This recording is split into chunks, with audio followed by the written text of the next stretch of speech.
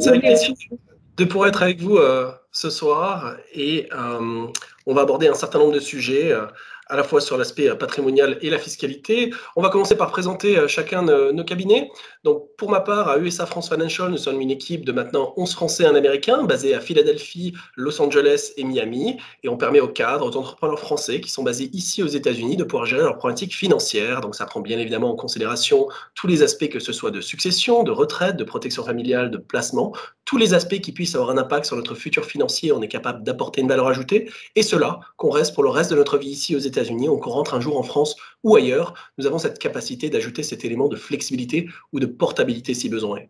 Donc au sein de notre cabinet, nous avons une diplômée notaire, un coordinateur fiscal, des directeurs de planification avancée et d'investissement, et l'ensemble de ces acteurs travaillent pour le bien de la communauté française ici aux États-Unis. Bonjour, merci à l'UFE d'organiser ce webinaire qui, je pense, sera fort utile pour certains, enfin du moins je l'espère. Donc je me présente, je suis Jean-Philippe Sora, associé du cabinet Massat Consulting Group. Nous avons des bureaux à New York, Miami, Mexico et Montréal, et nous accompagnons les Français, entreprises et particuliers dans leur développement ou leur installation ou même leur vie en Amérique du Nord. Pour l'aspect américain, eh bien, je suis spécialisé dans les problématiques fiscales des particuliers, donc le sujet d'aujourd'hui. Voilà, donc maintenant, nous allons pouvoir entrer dans le vif du sujet. Alexandre, je te laisse la parole. Très bien, avec plaisir. Et nous avons un sujet assez chargé, puisque l'aspect patrimonial et fiscalité, il y a un certain nombre de sujets à aborder. On va le faire en une cinquantaine de minutes, et puis après, on va ouvrir le champ aux questions avec grand.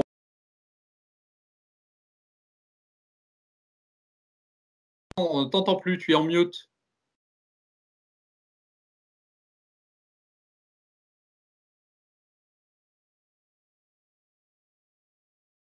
Voilà, est-ce que c'est bon? C'est bon. Très bien. Parfait. Nous allons voir ensemble aujourd'hui la planification financière 101, la gestion des risques primaires, la stratégie patrimoniale classique, ses avantages, ses défauts, la planification fiscale, les stratégies patrimoniales à connaître aux États-Unis, la fiscalité des contrats d'assurance vie, la fiscalité des investissements immobiliers, la succession aux États-Unis, et enfin une stratégie proactive qu'on peut tirer avantage en tant que français, résident fiscal américain ici aux États-Unis. Donc, ce sera avec plaisir de pouvoir ouvrir le champ aux questions. Ça devrait prendre une cinquantaine de minutes et ce sera avec plaisir de pouvoir répondre à vos questions en direct à l'issue de cette présentation. Donc, commençons. Donc, on parle tout d'abord de planification financière. Quand on va regarder ses finances, on va toujours regarder les choses de trois manières. Donc, tout d'abord, on commence toujours par l'aspect protection. Pourquoi? Parce que ça ne sert à rien de mettre $1 de côté si on peut tout perdre du jour au lendemain. Il s'agit de protéger à la fois sa famille et son patrimoine. Deuxièmement, c'est d'avoir une vraie stratégie financière, d'avoir une certaine vision, de savoir exactement où est-ce que l'on va, peu importe où on sera à l'avenir. Que l'on soit ici pendant 2 mois, 2 ans, 5 ans, 10 ans, peut-être un retour en France ou on restera ici aux États-Unis. Personne ne sait exactement où on sera à l'avenir, mais la possibilité qu'on va pouvoir apporter, c'est cette compréhension à la fois des implications financières, fiscales et légales. Et quand on a cette compréhension, on va pouvoir prendre des décisions qui sont avisées et avérées dans une stratégie à long terme. Et enfin, c'est ce que j'appellerais la maximisation du rendement, la minimisation du risque, qui est l'aspect technique. Donc, toujours à l'aspect protection premier, l'aspect stratégique et enfin l'aspect rendement. Est-ce que Jean-Philippe, tu souhaites ajouter quelque chose sur cet aspect-là? Excuse-moi, non, je te laisse poursuivre. On attaquera un peu plus tard. Très bien. Commençons par l'aspect protection. Il y a 12 façons de se protéger ici aux États-Unis sur 3 risques majeurs, en cas de décès, en cas de pépin de santé et en cas de procès.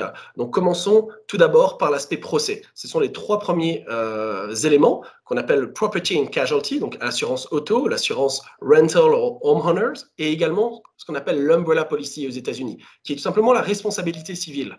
En France, on a une responsabilité civile qui est quasiment automatique. On prend une assurance santé complémentaire, il y a une responsabilité civile qui est incluse, généralement pour 15 millions d'euros, et en France, on ne se poursuit pas de la même manière qu'ici aux États-Unis. Donc, par exemple, si on a la malchance de renverser quelqu'un en voiture et cette personne a 30 ans et gagne 100 000 $, et ben potentiellement, comme cette personne a encore la possibilité de travailler 30 ans, 30 fois 100 000 $, ça fait 3 millions de dollars. Il faut savoir que normalement, les compagnies d'assurance sont limitées par l'État à 250 000 $ par personne, 500 000 $ par accident. Si c'était le cas, il y a 250 000 $ qui est payé par la compagnie d'assurance. Le reste, c'est pour notre poche. Donc, pour pouvoir être protégé de manière optimale, l'idée, c'est en plus d'avoir son assurance auto et son assurance pour la maison, c'est d'avoir cette umbrella policy, cette responsabilité civile. N'hésitez pas à appeler directement votre assureur auto-maison et de lui demander une quote pour une umbrella. La recommandation, généralement, c'est d'avoir un montant supérieur ou égal à votre montant net de patrimoine. Les 3 prochains points, c'est l'aspect lié à la santé. Donc, vous avez évidemment l'assurance médicale. Il n'y a plus vraiment de problématique de gestion patrimoniale de ce côté-là, si vous avez une assurance santé, puisqu'à l'époque, avant Obamacare, il y avait certains plans qui étaient limités, par exemple, à 1 million de dollars par an. Et vous savez que si vous restez à l'hôpital ici aux États-Unis, the bill peut être assez importante et assez rapidement. Là, maintenant, de nos jours, si votre plan est Obamacare approved, eh bien, tout simplement, la protection est illimitée. Donc, pas vraiment de problématique de gestion patrimoniale du fait que vous avez une protection illimitée en cas de pépin de santé. Deuxièmement, c'est ce qu'on appelle le long-term care insurance. Tout simplement, en cas de soins médicalisés, peut-être qu'à un moment donné dans notre vie, nous aurons besoin d'être dans une EHPAD, par exemple, en France, ou ici, ce qu'on appelle de long-term care. Et il faut savoir que les soins aux États-Unis sont extrêmement élevés. Généralement, pour avoir accès à ce type de maison médicalisée, ça coûte entre 13 et 14 000 $ par mois en moyenne. Je sais que la grand-mère de ma femme avait besoin de ces soins-là pendant plusieurs années et c'est un budget assez important. Donc, il y a des façons de pouvoir se protéger contre ce type de dépenses. Et il y a même certains instruments qui existent aux États-Unis qui fonctionneraient même pour des EHPAD en France. Donc, il y a une certaine portabilité. Et le dernier point au niveau de la santé, c'est l'aspect disability insurance. Donc, généralement, à travers son assureur, si on est dans une compagnie, on a une assurance qu'on appelle short-term disability et long-term disability. Là où on va mettre l'accent, c'est sur le long-term disability. Si demain, nous n'avons plus la capacité d'aller travailler pour une très longue période de temps, alors je touche du bois en effet, mais par exemple, si on a un cancer ou quoi que ce soit, on ne peut pas travailler pendant une très longue période de temps, que l'on puisse continuer à avoir un revenu qui puisse tomber jusqu'à ce que l'on puisse retourner travailler. Très important, si cela devait arriver, on peut continuer à avoir le style de vie, continuer potentiellement de mettre de l'argent de côté et de payer potentiellement l'éducation des enfants. Donc le long-term disability, généralement, on a 50 à 60% du salaire qui est couvert par l'employeur. Il y a possibilité de bumper ça sur le marché individuel. Si vous avez l'opportunité également à travers votre employeur, à chaque fois qu'il y a un enrollment period, généralement c'est au mois de novembre, vous avez la possibilité généralement d'ajouter un montant volontaire supplémentaire qu'on appelle Long-Term Disability Voluntary Insurance. N'hésitez pas à le prendre. Généralement, ça coûte quelques dollars par paycheck, mais vous pourriez être assuré de manière optimale de ce côté-là. Les 4 prochains points que vous voyez, de Will, Trust, Proof of Attorney and Living Will, j'ajouterai un 5e point qu'on appelle l'aspect de guardianship. Ce sont les documents testamentaires ici aux États-Unis. Donc, quand on a une situation internationale, les problématiques de succession sont beaucoup plus complexes et d'avoir des documents testamentaires aux États-Unis peut avoir du sens. Donc, qu'est-ce que le will? Le will, c'est le testament où iraient mes biens en cas de décès. Deuxièmement, ce qu'on appelle le living will, ce sont les dernières volontés, si nous sommes en situation végétative, qu'il y ait un contingency plan. Troisièmement, c'est ce qu'on appelle le power of attorney. Donc, ce sont les procurations à la fois médicales et également financières. Donc, si nous n'avons par exemple pas de conjoint avec ma femme et que je suis en incapacité, ma femme n'aurait pas la possibilité d'accéder à mes comptes. Elle pourrait le faire grâce à une procuration financière qu'on appelle un power of attorney. Pareil, d'un point de vue médical, je ne suis pas en incapacité de prendre des décisions médicales pour mon futur. Ma femme ne peut pas le faire pour moi et vice-versa. Il faut que j'ai ce document en place pour pouvoir avoir un droit de regard sur l'aspect médical du conjoint ou de la conjointe. Et le dernier point, enfin l'avant-dernier point, donc le trust, il y a 2 types de trust aux États-Unis, à la fois les testamentary trusts, qui sont généralement des trusts révocables et des trusts irrévocables. On va y venir un peu plus tard quand on va parler de succession. Et enfin, peut-être la chose la plus importante des documents testamentaires quand nous avons des enfants en bas âge, qui sont encore mineurs, c'est l'aspect de guardianship. S'il arrive quoi que ce soit à une famille et qu'il y a encore des enfants mineurs, bah, très probablement les enfants resteraient à la DAS ici aux États-Unis pendant au moins 1 an ans avant que le juge puisse statuer du sort des enfants. Donc avoir des gardiens qu'on appelle temporaires, d'au minimum 2 semaines, qui garderaient les enfants ici aux États-Unis, et des gardiens permanents, permanent guardians, qui pourraient prendre les enfants après 2 semaines et les ramener par exemple en France. Donc important, si vous avez des enfants mineurs, d'avoir des documents testamentaires en place. Quand on les a en place, on peut dormir sur ses 2 oreilles.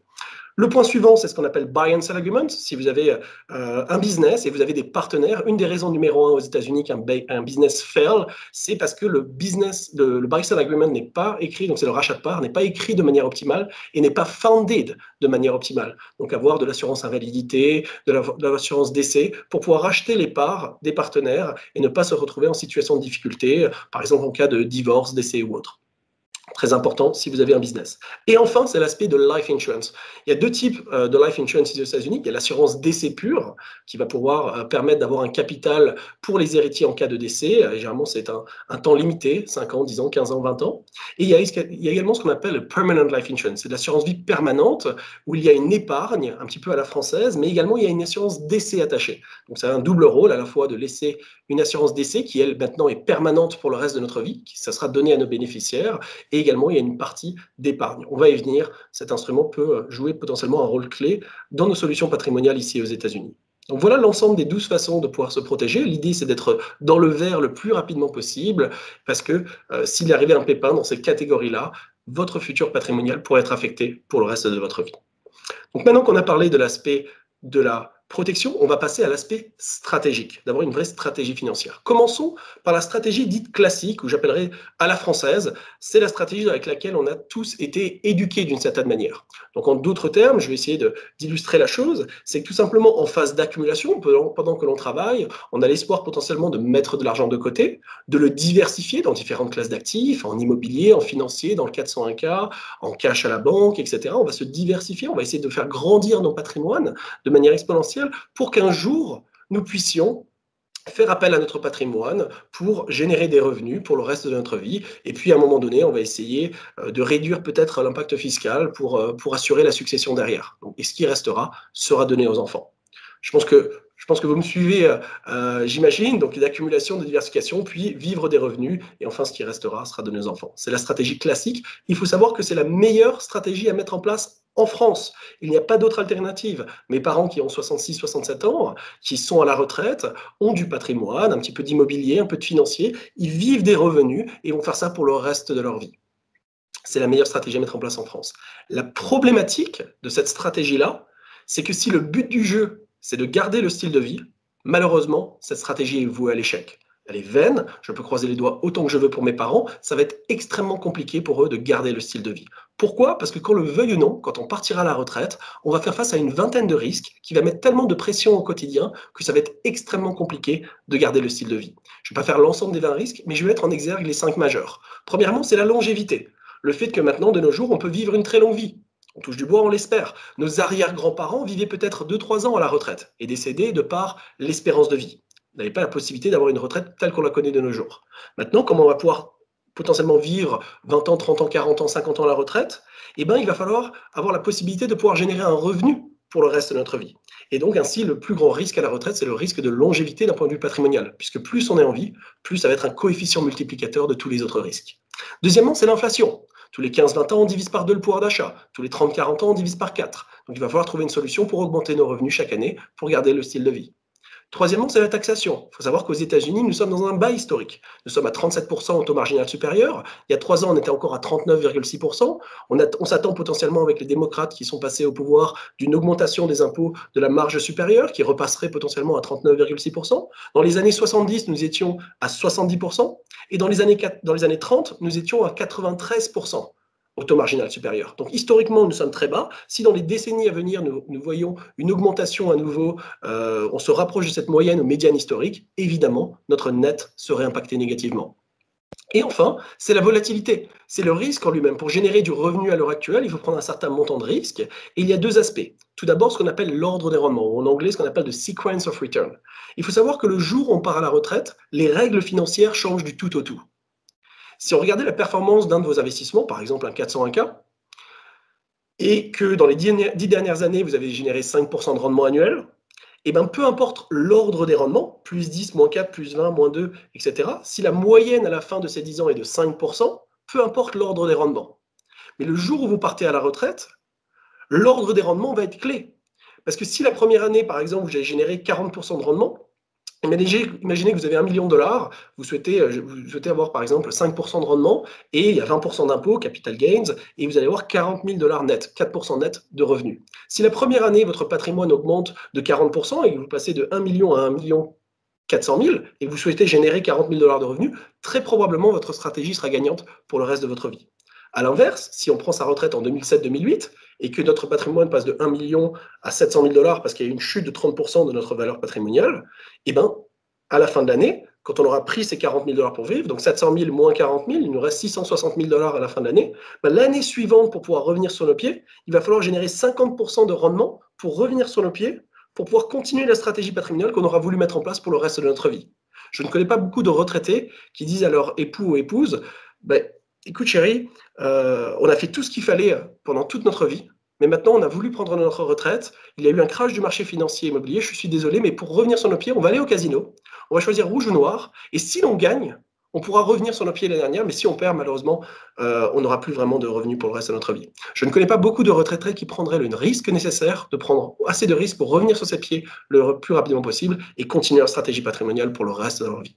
Donc il faut savoir que les 5 années après la retraite et les 5 années avant la retraite, c'est la zone la plus dangereuse de toute la planification financière. S'il arrivait quoi que ce soit dans cette zone-là, tout ce qu'on a pu mettre en place durant notre vie serait impacté négativement pour le reste de notre vie. Et dernièrement, c'est le risque en lui-même. Pour pouvoir générer un certain nombre de revenus, il faut prendre un certain montant de risque. Et il y a cette société de recherche en investissement qui s'appelle Morningstar, qui a fait un papier de recherche, un white paper à ce sujet, et qui s'est posé la question, combien puis-je m'offrir de revenus de par mes actifs mobiliers, tels que par exemple mon 401k, pour avoir un revenu avec un certain pourcentage de succès pour le reste de ma vie. Et ils sont arrivés à la conclusion, étant donné la volatilité du marché financier ces dernières années, qu'il ne faudrait pas générer plus de 2,81% de revenus, donc de rendement de son portefeuille, et qu'on prendrait en termes de revenus, pour avoir 99% de chances de succès. C'est-à-dire que si on souhaite prendre plus de risques, eh ben le pourcentage de succès descendrait. Et à ce niveau-là, si on prend l'exemple que j'ai pris précédemment, d'un exemple de rendement de 5%, prendre 5% en termes de revenus de son portefeuille, qui n'est pas énorme, eh ben la probabilité de succès descend à 70%. Et si demain je vous dis que vous avez un vol pour Paris et que vous avez 70% de chance d'arriver à destination, est-ce que vous prenez le vol? C'est exactement cela, toute la problématique de la planification financière. Est-ce que je vais prendre plus de risques en phase d'accumulation pour pouvoir accumuler un certain montant de patrimoine pour qu'à hauteur de 2,80, c'est-à-dire pour chaque million de dollars, je puisse générer 28 000 dollars de revenus et cela pour le reste de ma vie? Donc, il va falloir mettre des millions et des millions de dollars de côté pour avoir le style de vie espéré. Ou deuxièmement, je vais dire, je vais prendre un peu moins de risques en phase d'accumulation, mettre moins d'argent de côté et je vais assumer un petit peu plus de risques à la retraite, disons 5%, mais j'ai une possibilité de me retrouver en situation de difficulté. Je souhaite une excellente soirée et une excellente année 2021. Au revoir.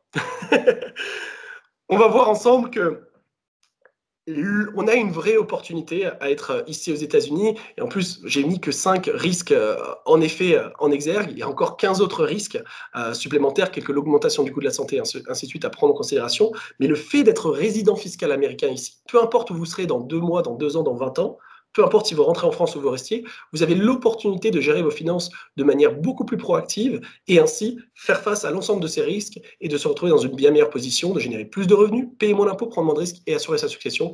Et on va voir cela dans quelques slides. Je te laisse la parole, Jean-Philippe, pour nous parler de rémunération.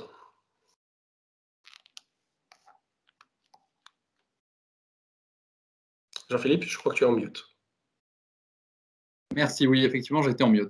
Donc, comme je disais, effectivement, pour avoir une stratégie patrimoniale, eh bien, il faut avoir un patrimoine.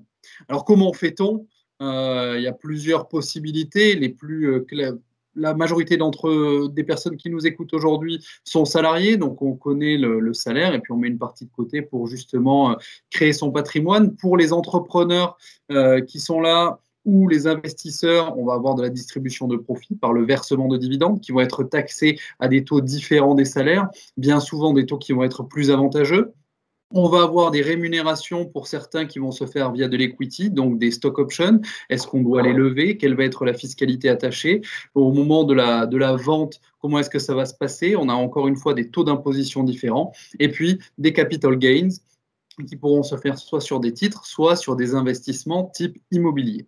L'idéal, dans un monde idéal, ce serait de faire un mix de tout ça pour justement arriver à mitiger le risque fiscal dont parlait Alexandre tout à l'heure.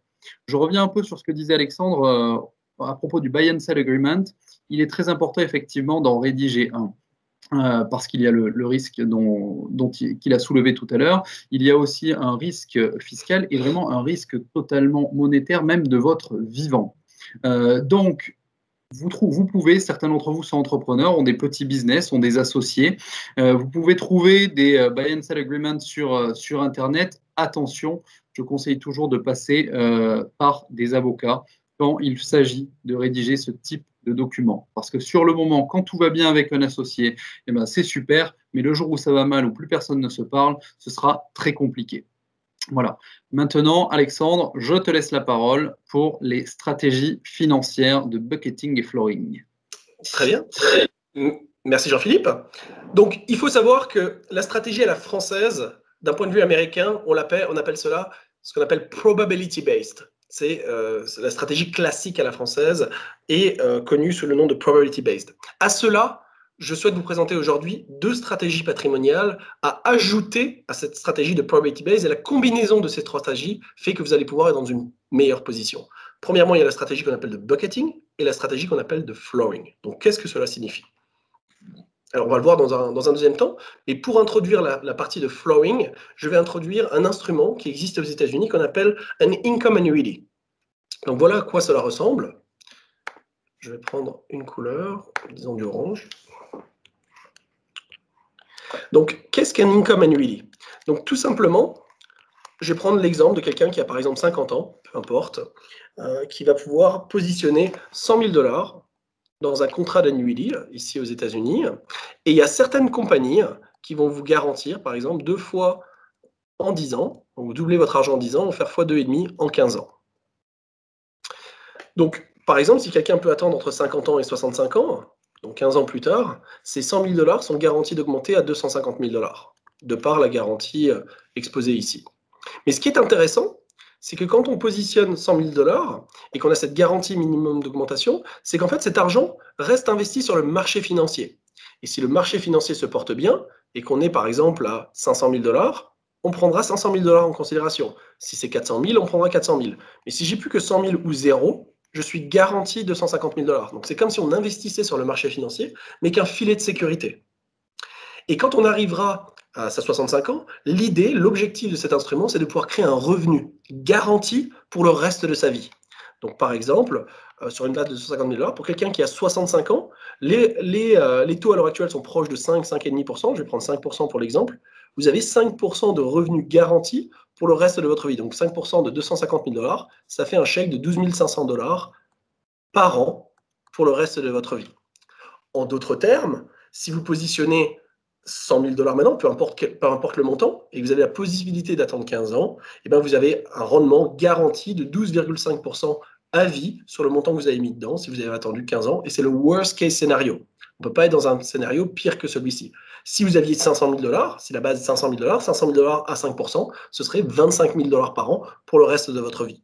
S'il n'y avait plus que 100 000, on prend la base de 250 000 et vous auriez 12 500 $ pour le reste de votre vie.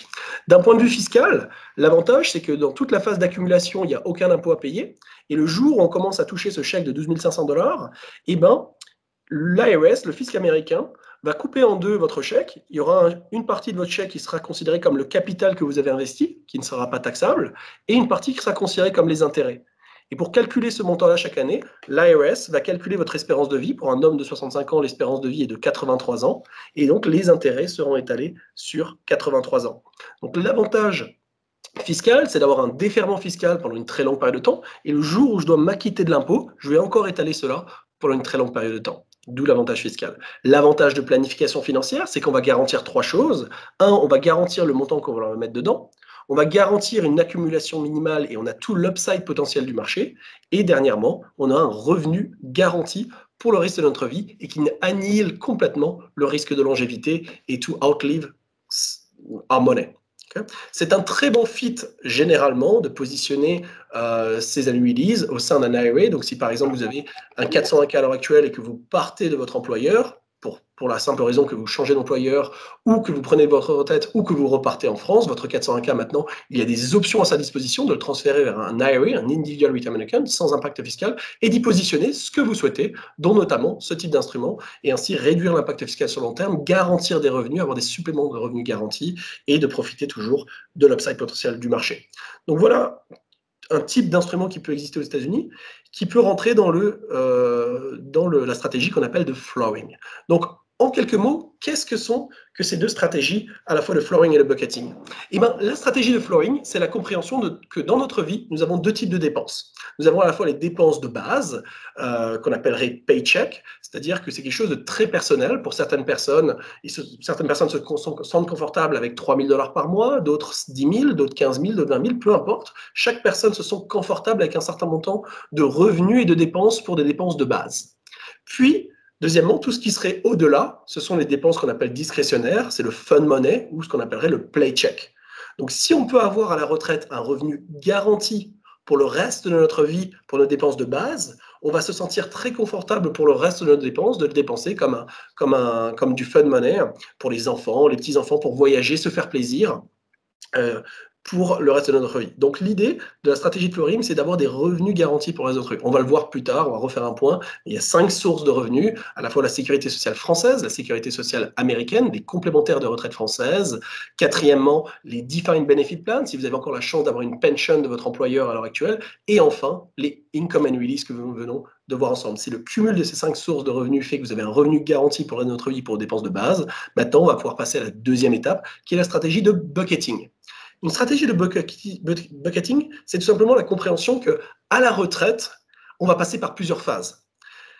Généralement, quand on pense, nous, à notre vie, on pense à la phase d'accumulation. On accumule de l'argent durant notre vie jusqu'à un jour où on souhaite potentiellement prendre notre retraite. Et on pense à la retraite que d'une seule phase. Phase d'accumulation et deuxièmement, phase de retraite.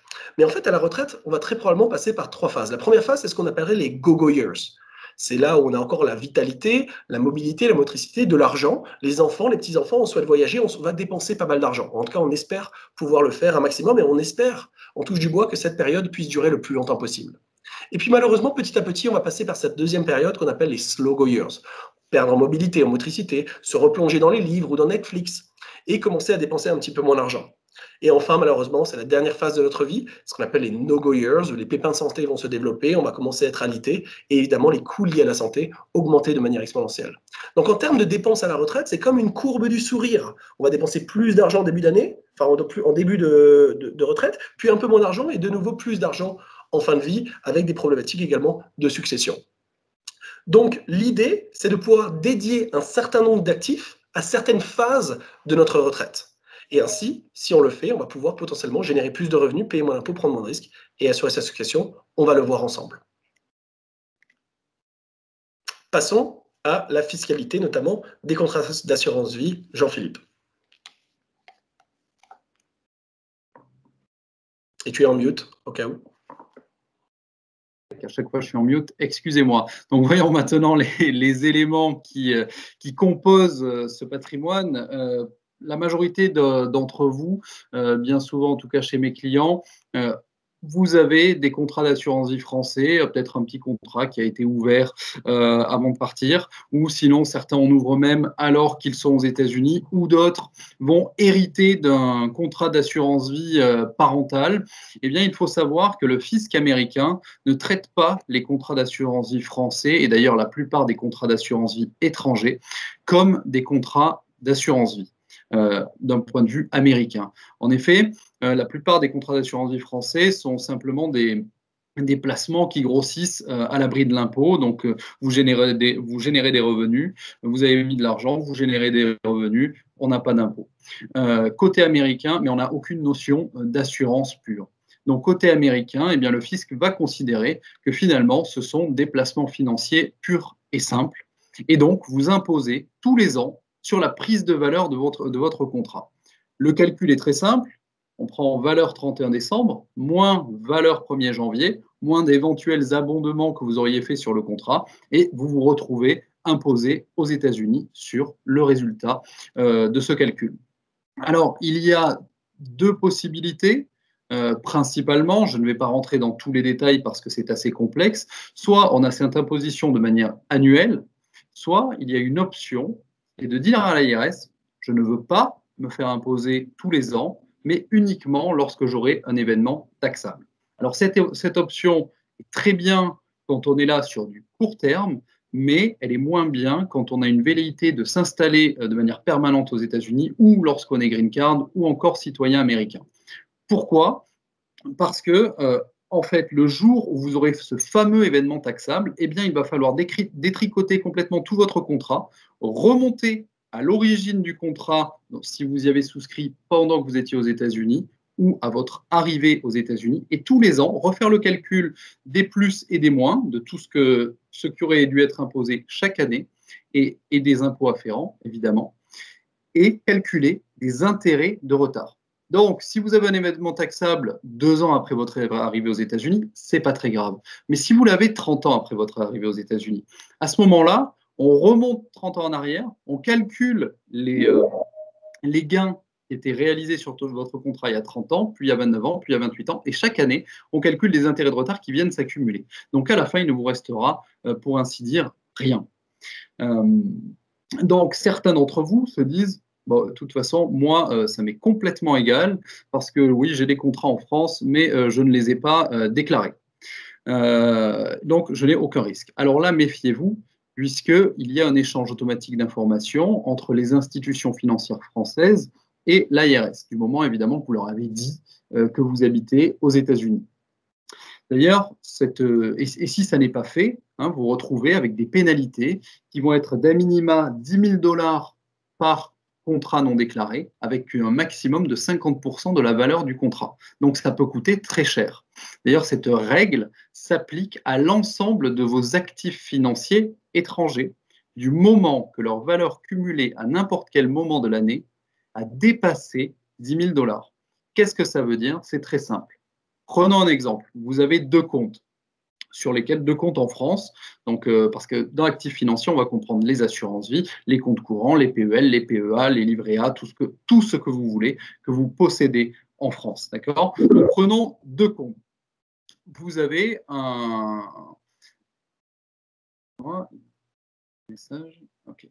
Vous avez un compte sur lequel vous avez $1 quasiment toute l'année, un autre compte sur lequel vous avez aussi $1 quasiment toute l'année.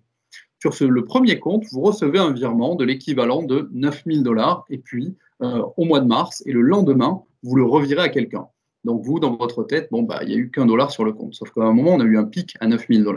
Sur le deuxième compte, vous recevez un virement de l'équivalent de 2 000 $, et le lendemain, vous le virez à quelqu'un. Donc, pareil, là, vous pensez, OK, j'ai eu que $1 sur le compte. Sauf que, à un moment, on a eu un pic à 9 000, un autre à 2 000, même si ça n'était pas au même moment sur l'année. 9 000 plus 2 000, ça fait 11 000. On doit déclarer les deux comptes, sous peine de pénalité de 10 000 $ par compte, avec un maximum de 50% de la valeur de chaque compte. Donc ça, faites bien attention, parce que ceux qui ne déclarent pas à l'IRS, qui restent aux États-Unis, c'est comme si vous meniez une double vie. Pensez comme si vous aviez deux familles, une aux États-Unis, une en France. Il y a forcément un moment où un de vos enfants français ira vous voir aux États-Unis. Mais là, c'est la même chose, et c'est la catastrophe. Il y a des procédures de régularisation qui existent. Bon, l'administration, en ce moment, tend à essayer de les supprimer les unes après les autres, mais elles existent encore, et elles permettent d'amoindrir les pénalités. Maintenant, Alexandre, je te laisse la parole pour les contrats d'assurance vie US. Absolument. Comme on l'a vu avant, il y a deux types d'assurance vie aux États-Unis. Il y a ce qu'on appelle term insurance, où vous avez un capital décès qui est donné à vos bénéficiaires en cas de décès. Généralement, vous choisissez une période, 10 ans, 15 ans, 20 ans, et ça assure la succession pour la famille en cas de pépin, d'accident ou de décès prématuré. Deuxièmement, il y a ce qu'on appelle les permanent life insurance, des assurances vie permanentes. Vous avez à la fois une épargne et une assurance décès qui sera à un moment donné lors de votre décès un jour. Et il y a 3 types. Il y a ce qu'on appelle les universal life qui sont liés au taux d'intérêt. On les utilise généralement ce qu'on appelle des secondary guaranteed universal life. On les utilise pour généralement les personnes qui ont un patrimoine assez élevé. Pour nos clients qui ont plus de 23 millions de dollars de patrimoine, généralement on peut placer des contrats d'assurance vie dans des trusts qu'on appelle des ILIT, Insurance Irrevocable Life Insurance Trust, et positionner ce type de contrat à l'intérieur, et ça permet d'avoir un montant d'assurance décès qui soit en dehors de l'impact fiscal patrimonial ici aux États-Unis, et ça permet de payer le reste des taxes qui seraient dues d'un point de vue de la succession. Deuxièmement, il y a ce qu'on appelle les variable life insurance qui sont liés au marché financier. Donc ça vous permet d'avoir une épargne qui va grandir liée au marché avec une assurance décès. Ce sont des instruments qui sont assez complexes et qui est difficile d'utiliser, surtout à long terme, puisque à l'intérieur, il y a des coûts d'assurance qui augmentent de manière exponentielle plus on est en vie. Donc, ça peut exister. Ce sont des options qui sont viables, mais assez compliquées à utiliser dans une stratégie de gestion patrimoniale. Et enfin, vous avez ce qu'on appelle les cash value life insurance ou WALI, Wealth Accumulation Life Insurance, et qui ont une épargne qui est, elle, garantie d'augmenter. Ce sont des rendements généralement de 3 à 5%, garantis, non corrélés au marché financier, et également une assurance décès. Et ceux-ci vont pouvoir être utilisés potentiellement dans une perspective de planification financière proactive. Donc voilà un petit peu l'ensemble des options que nous avons en termes d'assurance vie. Ce qui est intéressant, c'est qu'on garde beaucoup des avantages fiscaux, légaux et financiers de ce type d'instrument, même en cas de retour en France. Donc c'est une vraie opportunité de tirer avantage des options qui sont ici aux États-Unis, et peu importe où on sera à l'avenir, il faut avoir un lien avec les États-Unis quand on commence ce type d'instrument, et peu importe où on sera donc à l'avenir. Et on va passer donc à la fiscalité des investissements immobiliers. Exactement, un autre des piliers du patrimoine pour la plupart d'entre nous, l'investissement immobilier. On reçoit des messages en même temps. Juste pour tout ce qui va être question, nous répondrons aux questions en fin de webinaire, parce que pour ne pas perturber le déroulement, et puis comme ça, tout le monde pourra participer et profiter de la réponse. Donc en ce qui concerne les investissements immobiliers, vous avez la plupart d'entre vous, ou du moins peut-être l'idée, certains veulent acheter des biens aux États-Unis, certains en ont en France. Donc nous allons commencer par la fiscalité des biens qui seraient détenus aux États-Unis. Vous allez avoir principalement 2 modes de détention de biens immobiliers, soit en direct, donc vous possédez le bien, là nous parlons d'immobilier locatif, vous possédez le bien, vous êtes imposé sur les revenus de location, sur la plus-value que nous espérons au moment de la vente. Sinon, vous le détenez via une structure juridique qui serait de type LLC par exemple, ou encore C-Corp. La LLC est une structure qui, de base à la création, est transparente fiscalement. On peut avoir des options pour la soumettre à l'impôt sur les sociétés. Donc, qui dit transparence dit encore une fois imposition sur votre personne. La société ne paye pas d'impôts, vous payez les impôts pour la société à votre taux d'imposition classique. Et la dernière option, la C-Corp, qui est une société qui est soumise à l'impôt sur les sociétés à un taux pour l'instant de 21%. Le gouvernement Biden prévoit certainement d'augmenter ce taux pour le passer à 28%. Nous ne savons pas ce qu'il en sera. D'un point de vue déclaratif, c'est peu importe la façon dont vous détenez le bien, les modalités déclaratives et les modalités de calcul du résultat fiscal seront exactement les mêmes, peu importe le mode de détention. Je ne parle pas, attention, je ne parle pas de formulaire à remplir, parce que là, chacun sera différent en fonction du mode de détention. Je parle bien de modalités déclaratives, de modalités de calcul du résultat fiscal. C'est-à-dire, vous avez les loyers encaissés, c'est très logique, les loyers encaissés, moins les charges afférentes à la location, donc les HOA, les management fees s'il y en a, les frais de réparation, d'entretien, de ménage, les intérêts d'emprunt. Et en plus de ça, vous avez droit à un amortissement. C'est automatique, ça n'est pas comme en France où c'est un choix. Par exemple, quand on fait du LMNP, aux États-Unis, c'est automatique, c'est un amortissement qui va se faire si le bien est à usage d'habitation sur 27 ans et demi. Donc, mettons, vous achetez un bien 275 000 $, et bien tous les ans, vous aurez le droit de déduire 10 000 $ de vos revenus fonciers si le bien est détenu en direct ou s'il est détenu via une structure transparente type LLC.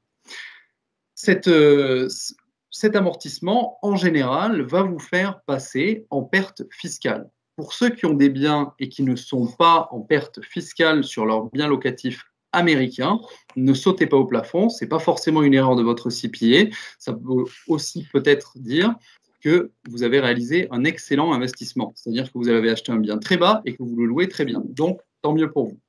Cependant, dans la majorité des cas, nous restons en perte fiscale. Alors, que fait-on de cette perte? Si vous êtes actif dans la location, donc en gros, que vous ne passez pas par une agence, c'est vous qui allez sélectionner les locataires, vous gagnez moins de 100 000 $, vous pourrez déduire cette perte de vos revenus.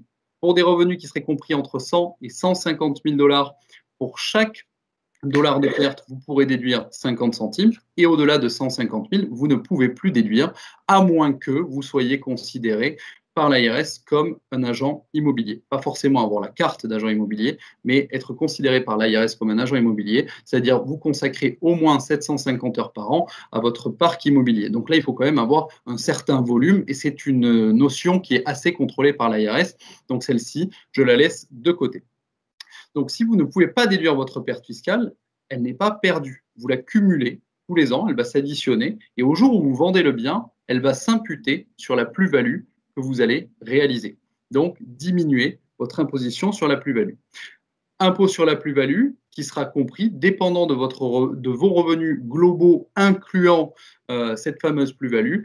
Le taux d'imposition fédéral sera compris entre 15 et 20%, plus potentiellement une surtaxe de 3,8%. Maintenant, si vous détenez un bien immobilier en France, là aussi, même cas de figure, soit vous le détenez en direct, soit via une structure juridique, principalement pour ce qui est de la France, des SCI, qui seraient soumises à l'impôt sur le revenu ou à l'impôt sur les sociétés. Si vous détenez en direct, là, on a des modalités déclaratives qui vont être différentes. Pourquoi? Parce que si vous détenez le bien en direct, peu importe le choix fiscal que vous aurez fait en France, parce qu'il faut savoir qu'en tant que non-résident, vous avez quand même des obligations déclaratives en France si vous avez des biens immobiliers, puisque dans la majorité des pays, du moins tous les pays occidentaux, les biens immobiliers sont imposés en priorité dans leur lieu, dans leur pays de situs, donc dans l'endroit où ils sont situés.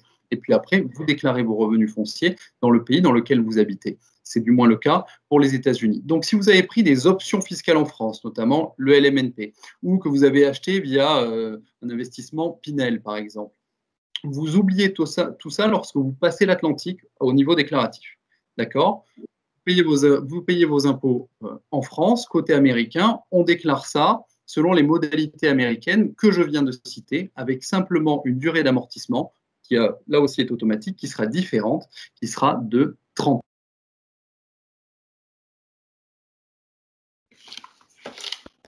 Si côté américain, vous vous retrouvez avec un impôt à payer sur vos revenus fonciers français. Si vous avez payé des impôts en France sur vos revenus fonciers, à ce moment-là, vous aurez droit à un crédit d'impôt aux États-Unis équivalent aux impôts français que vous aurez payés. Ce qui fait que vous n'êtes pas doublement imposé. Vous payez uniquement le delta de taux d'imposition entre la France et les États-Unis. Si maintenant, vous détenez le bien via une SCI, là, les choses se corsent un peu. Pourquoi? Déjà, si vous détenez moins de 10% de la SCI, il va falloir déclarer la valeur des parts de la SCI sur un formulaire spécifique. Si vous détenez à minima 10%, voire plus, en incluant les parts qu'auraient vos parents ou vos enfants, via la notion de constructive ownership, d'un point de vue déclaratif uniquement, l'ARS considère que si des membres de votre famille rapprochée possèdent des parts d'une société, à ce moment-là, vous les possédez. Donc, il est très facile, notamment dans la SCI familiale, d'avoir plus de 10% de la SCI. À ce moment-là, vous avez une obligation qui va faire que vous allez devoir retranscrire les états financiers de la société sur votre propre déclaration de revenus, sous peine de pénalité de 10 000 $ si l'obligation n'est pas respectée et évidemment que vous vous faites attraper. Donc, de toute façon, ça fait 2 fois que je dis 10 000 $, vous pouvez retenir quelque chose avec les États-Unis. La pénalité de 10 000 $ lorsqu'on parle de biens étrangers est quasi automatique. Ça, c'est pour ce qui va composer votre déclaration. Maintenant, comment faire remonter le revenu de cette SCI dans votre déclaration? Eh bien là, c'est simple. Vous avez votre revenu français. On reprend ce montant qu'on va intégrer à vos revenus américains. Si vous payez un impôt en France sur vos revenus de SCI, à ce moment-là, même mécanique que pour une détention en direct, vous aurez droit en France, aux États-Unis, à un crédit d'impôt équivalent à l'impôt français que vous aurez payé, ce qui élimine la double imposition. Du moins en partie parce que la mécanique de calcul est un peu plus complexe, mais vous pouvez garder ça dans l'idée. Mais quoi qu'il en soit, prenez bien soin de déclarer vos revenus étrangers. Ça concerne, là, nous parlons d'immobilier, mais on peut avoir aussi des revenus d'intérêt, mettons d'un PEA, d'un PEL, d'un livret A. Il va falloir déclarer tout ça aux États-Unis et vous y retrouver potentiellement imposé si vous ne payez pas d'impôt en France sur ces revenus-là. Comme pour les comptes étrangers, ne pensez pas que vous allez passer entre les mailles du filet. Parce qu'effectivement, la société, la SCI est en France, vous ne l'avez pas déclaré, très bien, mais encore une fois, c'est le principe de la double vie. Vous aurez toujours un moment où vous allez rapatrier des fonds de France aux États-Unis et c'est là que vous vous ferez attraper. Et là, les pénalités seront catastrophiques. Alexandre, si tu veux bien. Très bien, on va passer à l'aspect succession. Donc maintenant, les successions, là, c'est effectivement pour tous les expatriés qui sont aux États-Unis, c'est un gros sujet. Il faut savoir que tous ceux qui sont citoyens américains ou détenteurs de green card à l'heure actuelle, vous avez droit à un abattement sur votre succession de 11,7 millions qui reviendrait à vos enfants. Pour les non-résidents, là, c'est donc très facile de donner son patrimoine. Là, pour les non-résidents, la musique est complètement différente. Je parle à ceux qui seraient pour l'instant en visa E ou en visa L et qui ont acquis des biens aux États-Unis, vont rentrer en France et donc ne seront plus du tout résidents fiscaux américains, poseront aux États-Unis une déclaration de non-résident parce qu'ils auront potentiellement des revenus fonciers. À votre décès, il faut savoir que vous aurez droit aux États-Unis à un abattement uniquement de 60 000 $. Et après, le reste de votre succession sera imposé jusqu'à hauteur de 40%. Donc, ça peut avoir un impact qui est tout à fait conséquent. C'est pour ça que pour ces personnes-là, il est important de mettre en place des stratégies de planification pour pouvoir transmettre ce patrimoine américain à ses enfants sans avoir d'impact fiscal ou du moins en le limitant. C'est un sujet qui est très vaste parce qu'il y a de très nombreux cas. Chaque cas doit s'étudier en fonction de la situation personnelle de chacun, de la composition du patrimoine de chacun. Donc là, on ne peut pas rentrer dans les détails de tout ce qu'il est possible de faire, mais il faut bien garder ça en tête. Et évidemment, tout ça se prépare avant de décéder ou avant d'être malade, ou même avant un retour en France. Très bien. Je te laisse la parole pour donner un overview des stratégies successorales. Oui, en quelques mots, donc, il y a la possibilité de faire des donations ici aux États-Unis. Les donations affecteront votre lifetime exemption, qui aux États-Unis à l'heure actuelle est de plus de 11 millions de dollars, 11,58 millions de dollars par personne, donc à doubler avec le conjoint et la conjointe. Il y a aussi la possibilité de donner chaque année jusqu'à 15 000 $ par personne, à n'importe qui. C'est pas obligé que ce soit en linéaire au niveau de la famille. Donc, on a la possibilité de donner jusqu'à 15 000 $ par personne, par bénéficiaire, qui ne s'attaquerait pas à l'exemption lifetime exemption, qui est à l'heure actuelle de 11,56 millions de dollars. Donc, il y a possibilité de faire des donations. Et également, il y a ce qu'on appelle des trusts, donc des stratégies légales, donc à la fois révocables et irrévocables. Un trust révocable, c'est quelque chose que vous pouvez révoquer à tout moment et qui permet en fait d'éviter ce qu'on appelle probate, puisque si vous n'avez pas de document testamentaire ici aux États-Unis, tout simplement, l'État dans lequel vous vivez lors du décès aura un plan pour vous et vous passerez en fait à travers probate, où la Cour va devoir comprendre l'ensemble de votre patrimoine mondial. Ça peut coûter déjà très cher à la Cour de faire cette découverte-là. Et puis, il y aura un mandataire qui pourra s'occuper en fait de donner aux bénéficiaires les actifs lors du décès. Or, si vous avez des documents testamentaires en place et que vous avez des trusts, vous pouvez éviter donc cette probate et donc le trust révocable deviendrait irrévocable lors du décès. Vous pouvez également mettre durant votre vivant des trusts irrévocables. Ce sont généralement des stratégies que l'on met en place pour les personnes aisées qui ont plus de 23 millions de dollars de patrimoine à l'heure actuelle pour pouvoir faire sortir une partie du patrimoine et lors du décès ne serait pas attaché à la part successorale. Donc voilà un petit peu au niveau légal les possibilités. N'hésitez pas à faire appel à un avocat de la famille. Nous connaissons notamment des avocats de la famille dans l'État de Washington. N'hésitez pas à venir vers nous pour avoir quelques contacts. Et dernièrement, c'est évidemment les life insurance aux États-Unis, puisque vous créez un effet de levier avec des centimes, vous pouvez acheter des dollars, et évidemment, ça facilite la transition patrimoniale. Alors, on va venir maintenant à l'alternative. Nous avons ensemble vu la stratégie patrimoniale à la française. Et maintenant, le fait d'être résident fiscal américain va nous ouvrir des possibilités, des opportunités patrimoniales. Donc, il s'agit d'avoir un lien avec les États-Unis aujourd'hui, peu importe où on sera à l'avenir. Et deuxièmement, on n'est pas obligé d'avoir une visibilité sur son avenir, de savoir si on va rester ou pas. On a le lien avec les États-Unis aujourd'hui. Ça va nous permettre, en positionnant nos actifs de la manière la plus optimale possible, de pouvoir à terme générer plus de revenus, payer moins d'impôts, prendre moins de risques et assurer sa succession. Et nous allons voir ensemble comment on va pouvoir mettre en place ce type de stratégie en étant ici aux États-Unis, peu importe où on sera à l'avenir. Donc pour ce faire, je vais vous faire un graphique qui pourra vous aider à visualiser comment est-ce qu'on peut mettre ce type de stratégie. La stratégie patrimoniale classique. Donc l'idée, c'est qu'en phase d'accumulation, nous accumulons un certain patrimoine qui correspond à 100% du patrimoine. Je vais prendre un chiffre, peu importe, je vais prendre $1 million de patrimoine, ça peut être 500 000, 2 millions, 20 millions, peu importe. On a accumulé un certain montant de patrimoine qu'on aura diversifié, donc par exemple en real estate, en immobilier, en actifs financiers, en cash à la banque, peut-être des actifs dans un business, également des 401k, etc. On aura diversifié son patrimoine, on vaut un certain montant de patrimoine, et dans une stratégie à la française, l'idée c'est de vivre des revenus générés. Je vais assumer par exemple 5% de rendement et 20% d'impôts, et ça va me faire donc 40 000 $ de revenus nets, et je vais faire ça pour le reste de ma vie. Je vais essayer de faire face à l'inflation, donc faire augmenter un petit peu ce revenu chaque année, pour faire face à l'inflation, et je vais faire ça pour le reste de ma vie. Et le jour du décès, ce qui restera passera aux enfants. On a vu ensemble les 5 risques majeurs, qui sont 1, la longévité, deuxièmement, l'inflation, troisièmement, la taxation, et enfin, le risque en lui-même, qui fait que ça va être extrêmement compliqué de garder le style de vie. Donc voilà un petit peu la stratégie à la française et on va voir quelle alternative est à notre disposition en tant que Français résident fiscal américain. Donc pour ce faire, je vais changer de couleur.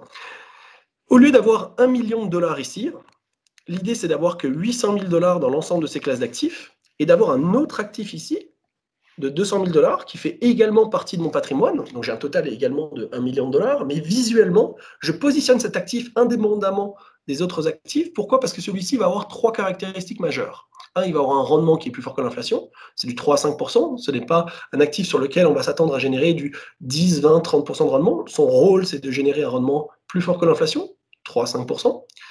Il y a des garanties à l'intérieur d'augmentation. Et enfin, tous les rendements sont défiscalisés. C'est l'argent après impôt, taxes déférées, tax free. C'est-à-dire que quand on positionne $1 dans cet instrument-là, il n'y aura plus jamais d'imposition, que l'on reste aux États-Unis ou peu importe où l'on sera dans le monde à l'avenir. Donc malheureusement, cet actif n'existe pas en France, mais il existe ici aux États-Unis et c'est ce qu'on appelle le Cash Value Life Insurance ou en d'autres termes, WALI, Wealth Accumulation Life Insurance. Donc, il va avoir cette courbe-là, exponentielle, puisqu'il y aura un rendement supérieur à l'inflation, 3 à 5%, des garanties d'augmentation, il n'y a aucune année négative, et il est tax-free, il est défiscalisé, quoi qu'il arrive, où que l'on soit dans le monde. Pourquoi est-ce qu'il est défiscalisé? C'est qu'en plus d'avoir cette épargne, qu'on appelle cash value, il y a une assurance décès qui est attachée à cet instrument, qui vient avec. Donc en plus d'avoir une épargne, on a cette assurance décès. Si j'avais environ 200 000 $ d'épargne à ce moment-là, à l'âge de, je prends un âge, je prends 65 ans quand on part à la retraite, peu importe l'âge, ça peut être 60, 70. Mais imaginons qu'on parte à la retraite, et que 20% de notre patrimoine est en WALI, le reste est dans les ensembles des classes d'actifs classiques, et bien celui-ci, avec 200 000 $ de cash, aurait à peu près une assurance décès de 500 000 $. C'est-à-dire qu'en cas de décès à l'âge de 65 ans, nos bénéficiaires toucheraient ces 800 000 $ de capital, mais également 500 000 $ d'assurance décès. Donc c'est le net, en fait, qui inclut la partie de cash value. Et celle-ci va également augmenter de manière exponentielle jusqu'à un âge qui est l'âge de 100 ans. Et à 100 ans, il n'y a plus d'effet de levier, mais ça va continuer à augmenter à 3 à 5%. Et ça veut dire que quel que soit votre âge et l'âge de 100 ans, en cas de décès, vous allez laisser un montant d'assurance décès supérieur à votre famille en cas de décès avec ce death benefit. Donc la particularité de cet instrument, c'est qu'il soit garanti et plus fort que l'inflation. C'est-à-dire que si stratégiquement je ne touche pas à cet actif entre par exemple 65 ans et 85 ans, alors cet actif est liquide, je peux utiliser l'argent pour n'importe quelle raison. Généralement, on va l'utiliser de manière proactive en termes d'actifs de risk management, s'il y a des risques sur le marché financier immobilier. Mais si stratégiquement l'objectif c'est de ne pas le toucher, avec l'idée d'avoir de l'argent plus tard, on va pouvoir orchestrer ces actifs de manière différente. Donc par exemple, si on ne touche pas ces actifs entre 65 ans et 85 ans, doucement mais sûrement ces 200 000 $ vont se transformer en 550 000 $. L'assurance décès attachée sera proche des 750 000 $.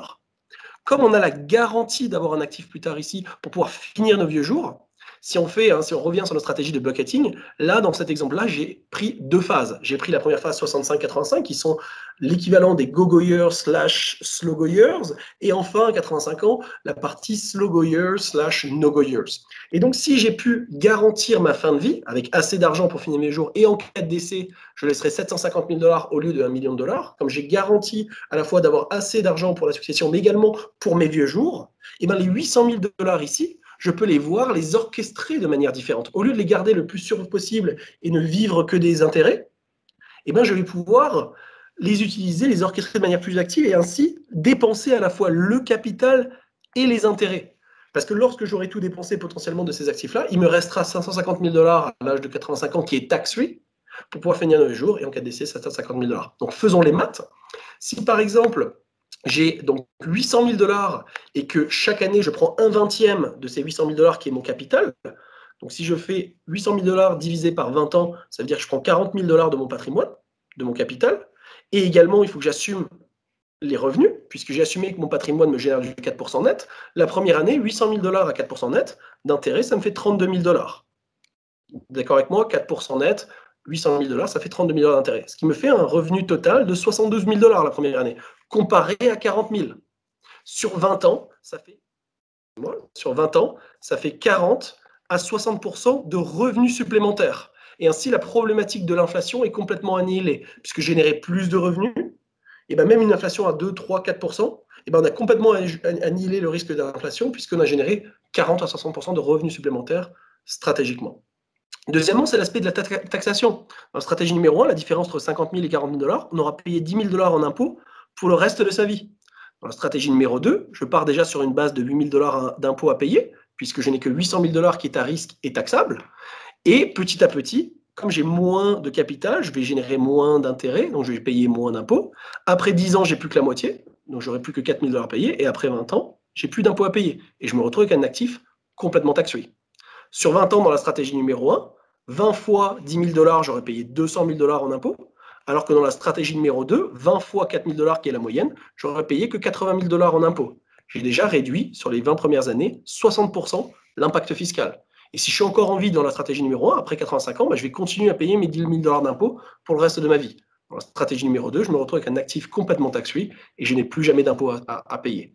Petit à petit, j'annule complètement le risque de taxation. Peu importe où je suis dans le monde, peu importe où mes actifs sont possédés, que ce soit en France, etc., moins j'ai d'actifs, moins je génère de revenus, moins je paie d'impôts.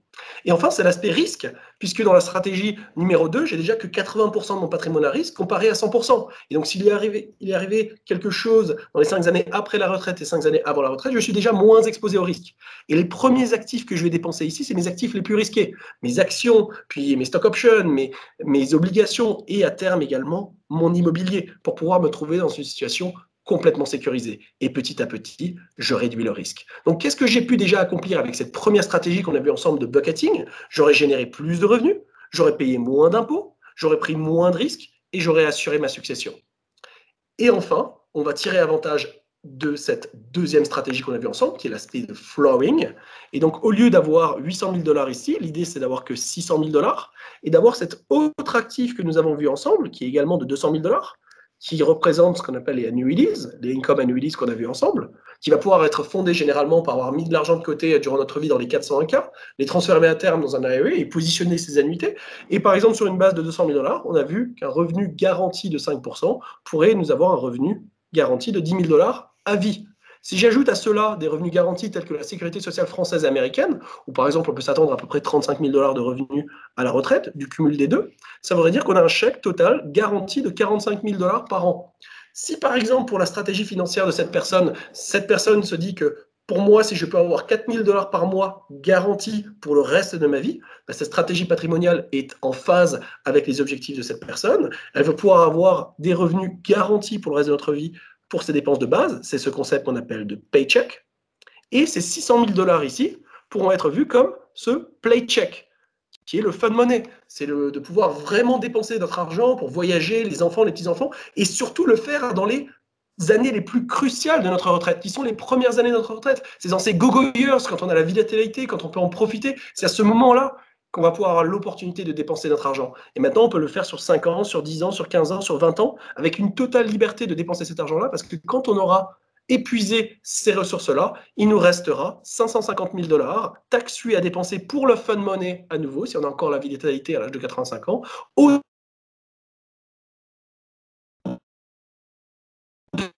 de ces 45 contemporain, hein, ce graphique. Mais ce qu'il faut retenir de cela, c'est que le jour où vous partez à la retraite, pour être en position de force, si votre patrimoine est positionné pour que 60% de votre patrimoine est en investissement financier, en real estate, en cash, des parts dans un business, dans ces actifs complètement classiques, d'avoir 20% en épargne annuity et 20% en Cash Value Life Insurance ou WALI, c'est la stratégie la plus optimale pour générer plus de revenus, payer moins d'impôts, prendre moins de risques et assurer sa succession. Donc s'il y a quelque chose à retenir ce soir, c'est cette stratégie qu'on appelle de 60-20-20 qui prend en considération les trois stratégies à la fois de Probability Based, Flowing et Bucketing.